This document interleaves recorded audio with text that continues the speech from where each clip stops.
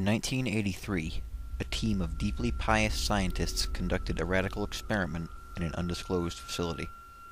The scientists had theorized that a human without access to any senses or ways to perceive stimuli would be able to perceive the presence of God. They believed that the five senses clouded our awareness of eternity, and without them, a human could actually establish contact with God by thought. An elderly man, who claimed to have nothing left to live for, was the only test subject to volunteer. To purge him of all his senses, the scientists performed a complex operation in which every sensory nerve connection to the brain was surgically severed. Although the test subject retained full muscular function, he could not see, hear, taste, smell, or feel. With no possible way to communicate with or even sense the outside world, he was alone with his thoughts.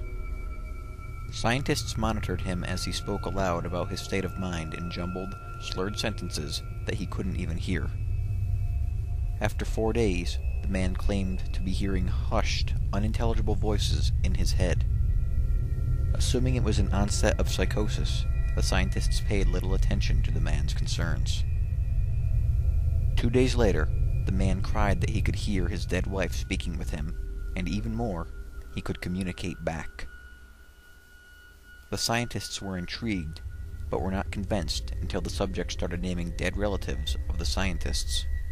He repeated personal information to the scientists that only their dead spouses and parents would have known. At this point, a sizable portion of scientists left the study.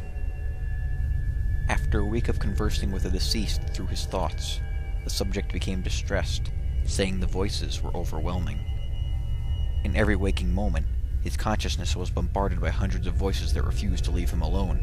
He frequently threw himself against the wall, trying to elicit a pain response. He begged the scientists for sedatives so he could escape the voices by sleeping. This tactic worked for 3 days, until he started having severe night terrors. The subject repeatedly said that he could see and hear the deceased in his dreams.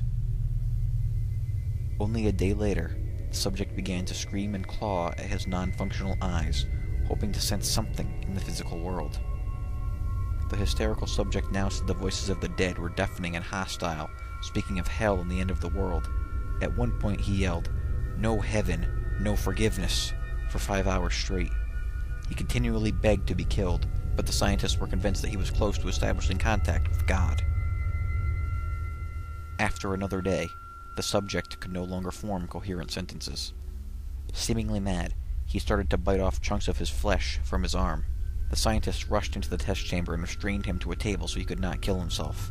After a few hours of being tied down, the subject halted his struggling and screaming. He stared blankly at the ceiling as teardrops silently streaked across his face. For 2 weeks, the subject had to be manually rehydrated due to the constant crying. Eventually, he turned his head and, despite his blindness, made focused eye contact with a scientist for the first time in the study. He whispered, "I have spoken with God, and He has abandoned us." And his vital signs stopped. There was no apparent cause of death.